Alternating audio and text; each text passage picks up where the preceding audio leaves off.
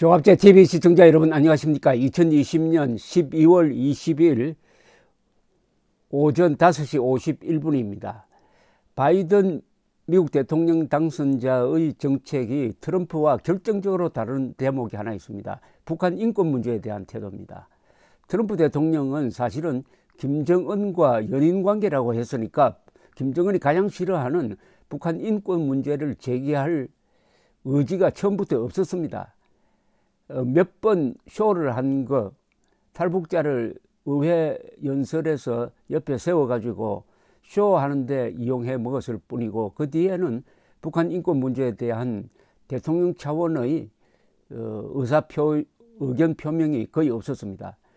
문재인 대통령도 김정은의 무슨 수석 대변인 역할을 한다고 하니까 전혀 북한 인권 문제에 대해서 냉담했을 한 정도가 아니라 오히려 탈북자들의 대북 인권 활동을 막고 있는 그런 상황입니다. 그런데 바이든 행정부는 다를 것으로 보입니다. 원래 민주당이 국제 인권 문제에 대해서 굉장히 예민한 정당입니다.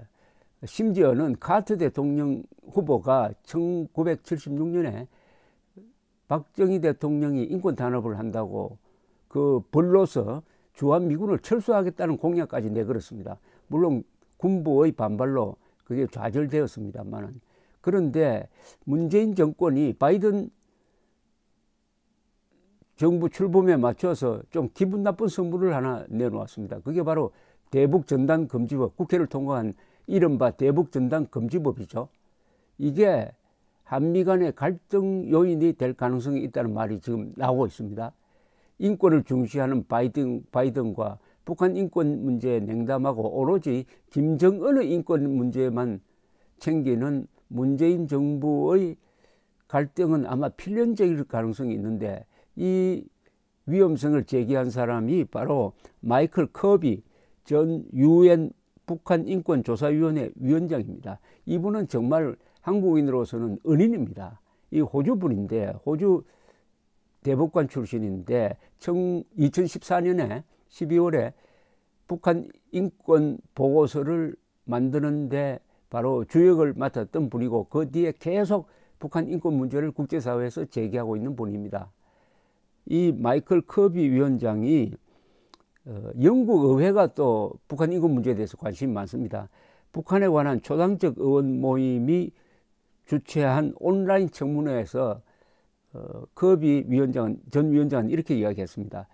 미국인들이 끊임없이 말하는 것이 수정헌법 1조다. 대북전단금지법 제정 등 문재인 정권의 조치는 미국 신행정부 정책과 갈등을 일으킬 수 있다라고 말했습니다. 이게 미국 자유아시아 방송이 보도한 겁니다. 여기서 커비 위원장이 지적하는 미국 수정헌법 제1조는 뭐냐 하면 미국 헌법을 수정했다는 겁니다. 제일 먼저 수정했다는 뜻이겠죠. 이렇게 되어 있습니다. 종교의 자유, 언론, 출판, 집회의 자유를 침해하거나 정부에 대한 탄원의 권리를 막는 그 어떤 법 제정도 금지한다. 이게 가장 중요한 미국적 가치죠. 종교의 자유, 언론, 출판, 집회의 자유는 신성하다. 이것을 제한하는 법은 만들 수가 없다 이겁니다. 그런데 대한민국은 만들었습니다. 은필칭 접경 지역의 한국인들을 보호한다고 했지만, 그 내용은 들여다보면 김정은의 인권만 챙기고 남북한 8천만 한민족의 인권을 묵살하는 반인륜적 악법이죠. 마이클 커비 전 위원장은 북한이 얼마나 이례적이고 끔찍하며 충격적인 정권인지 북한 내 동료 시민들에게 알리는 탈북민들을 막는 행위에 대해 미국 신행정부는 나보다 더 강한 우려를 표명하리라 생각한다. 이거는 어떻게 보면은 바이든 행정부에 신호를 보내는 거죠. 이거 가만히 있으면 안 된다고.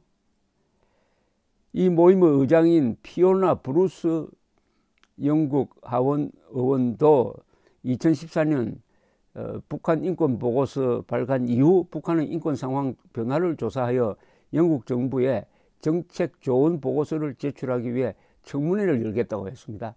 그리고 로버트 킹 전 미 국무부 북한 인권 특사도 미국 언론로부터 대북 전단 금지법에 대해 이처럼 강한 반응이 나오는 것은 이 문제로 미국 정부와 장기적인 마찰이 있을 수 있다는 경고입니다.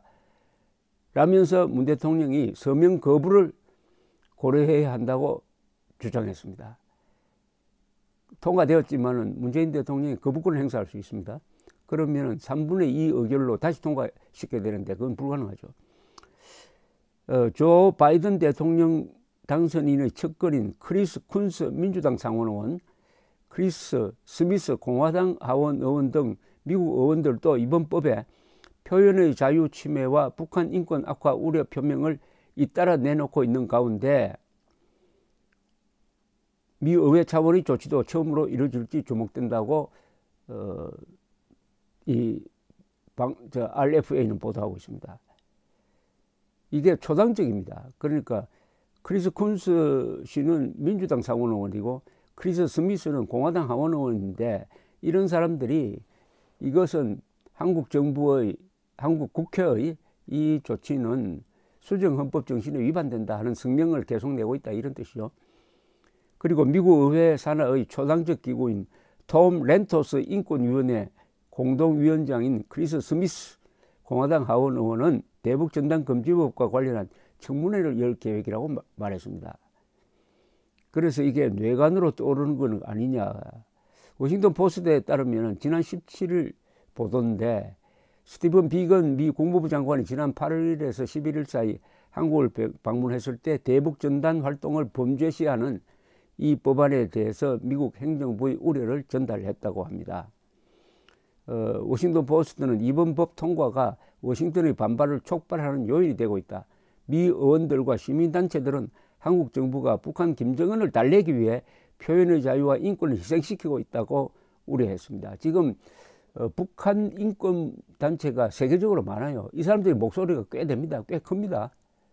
이걸 지금 문재인 정권이 무시하고 오로지 김여정이 비위 맞추려고 이런 참 반인도적, 반역사적, 폐륜적 법안을 지금 통과시켜 놓았는데 과연 이거를 문재인 대통령이 발효시킬 수 있을지가 주목이 됩니다. 바이든과 문재인 정권의 인권 문제를 놓고 다투는 이 충돌이 벌어지면은 이 국제사회에서 문재인은 완전히 고립됩니다. 김정은과 문재인이 한통속이 돼가지고 인권 문제로서 양심의 자유, 표현의 자유, 집회의 자유와 관련된 중대한 사안에 대해서 세계를 적으로 돌리는 겁니다. 미국만 적이 되는 것 아닙니다. UN 인권 보고서가 있잖아요. UN 인권 보고서가 북한 인권 보고서가 결론을 어떻게 맺었느냐. 이 책임자를 처벌해야 된다. 저 김정은 일당을 국제형사재판소에 제소해야 된다 해가지고 안보리에 올려놓고 있는 이런 순간에 문재인 대통령이 나와가지고 앞장서서 김여정이 김정은이 심기를 불편하게 만드는 대북 전단 등을 못 보내게 한다? 이것은 무엇보다도 북한 주민, 노예 상태로 살고 있는 북한 주민들에 대한 배신입니다. 1달러 보내고 성경 규절 보내고 초콜릿 보내고 CD 보내고 하는 게 이게 범죄입니까? 이걸 범죄로 보는 문재인 대통령은 김정은과 대한민국의 대결 구도에서 어디에 선다는 겁니까? 최소한 아무리 부드럽게 이야기하더라도 대한민국 편은 아니라는 거죠. 대한민국 편은 아니고 지금 남북한 구도는 결국 김정은 일당과 8천만 한민족의 대결입니다. 그러니까 문재인 대통령은 민족 반역자 김정은과 한민족의 대결에서 민족 반역자 편에 서겠다는 것 아닙니까? 여기에 국제사회가 앞으로 보일 이 반응은 심상치 않을 겁니다. 이 문재인 정권은 국내 문제로만 생각을 하는데 남북 관계로만 생각을 하는데 절대 인권 문제는 그런 게 아닙니다. 인권 문제는 국경이 없다는 걸 옛날부터 우리가 알았지 않습니까? 어떻게 유신시대를 그렇게 욕하면서 유신시대보다 더 나쁜 방향으로 돌아가려고 합니까? 박정희 대통령이 경제 성장에 집중하기 위해서 인권을 제약한 건 사실입니다. 그러나 문재인 정권이 하고 있는 것은 지금 경제 발전을 위해서가 아니라, 안보를 위해서가 아니라 김정은을 위해서, 김여정을 위해서 대한민국 국민의 불가침의 지금 인권을 제한하는 것 아닙니까? 헌법 10조 위반이죠. 모든 국민은 인간으로서 존엄과 가치를 가지며 행복을 추구할 권리를 가진다. 국가는 개인이 가지는 기본적 인권을 인정하고 존중하고 보장해야 한다는 헌법 10조 위반을 저지르고 있습니다. 감사합니다.